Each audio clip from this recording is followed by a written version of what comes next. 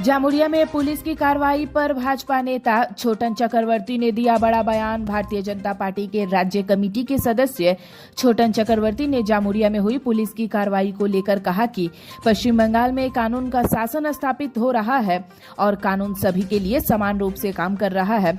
उन्होंने कहा कि पूरे पश्चिम बंगाल में कानून का शासन चल रहा है, बड़े बड़े नेता से लेकर विधायक तक गिरफ्तार हो रहे हैं। उन्होंने आगे कहा कि आज जामुरिया विधानसभा के पूर्व विधायक हरेराम सिंह के पुत्र प्रेमपाल सिंह के कार्यालय में पुलिस ने तलाशी अभियान चलाया, जिसमें अवैध हथियारों के साथ कई आपत्तिजनक वस्तुएं बरामद होने की जानकारी सामने आई है। उन्होंने कहा कि इससे स्पष्ट होता है कि कानून अपना काम कर रहा है और किसी को भी बख्शा नहीं जाएगा। भाजपा नेता छोटन चक्रवर्ती ने आगे कहा कि राज्य में कानून व्यवस्था को लेकर सरकार को निष्पक्ष कार्रवाई जारी रखनी चाहिए। দেখুন, পশ্চিমবঙ্গে আজ কয়েক মাস হলো আমাদের পশ্চিমবঙ্গে আইনের শাসন প্রতিষ্ঠিত হয়েছে। আর আইনের শাসন প্রতিষ্ঠিত হওয়ার সাথে সাথে আমরা দেখেছি সারা বাংলাতে যারা দুর্নীতি করেছে এবং সাথে সাথে দুর্নীতিগ্রস্ত মানুষদেরকে আজকে পুলিশ প্রশাসন তাদের সঠিক কাজ করছেন।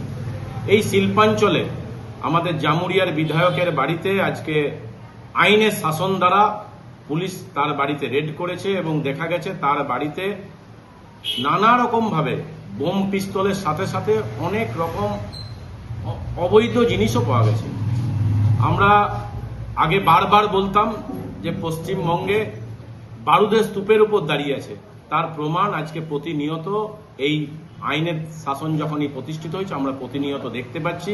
কারণ আমরা যখন বিরোধী দলে ছিলাম এবং এই যে আসানসোল কর্পোরেশন নির্বাচনের সময় আমি জামুরিয়াতে প্রার্থী হয়েছিলাম, দেখেছিলাম রাত সকাল 8টার পরে আমাদের প্রত্যেকটা বুথে এই প্রেমপাল এবং হরেরাম সিং এর নেতৃত্বে সমস্ত বুথ দখল করেছিল এবং সেই সময় আমরা বারবার মানুষের কাছে ডিএম এর কাছে রাস্তা অবরোধ করে বলেছিলাম যে পশ্চিমবঙ্গ এবং তথা এই শিল্পাঞ্চল বারুদের স্তূপের উপর দাঁড়িয়ে আছে। সেই সময় পুলিশ তার কর্ণপাত করেননি, কিন্তু আজকে আইনের শাসন প্রতিষ্ঠিত হওয়ার সাথে সাথে আমরা দেখতে পাচ্ছি যে প্রতিনিয়ত বিধায়ক থেকে শুরু করে সমস্ত রকম মানুষের কাছে তার বোম বারুদ পিস্তল বেরিয়ে আসছে। তাই আমরা প্রশাসনকে বলতে চাই এবং যারা এই দুর্নীতি কাজের সঙ্গে যুক্ত আছে তাদের দৃষ্টান্তমূলক শাস্তি।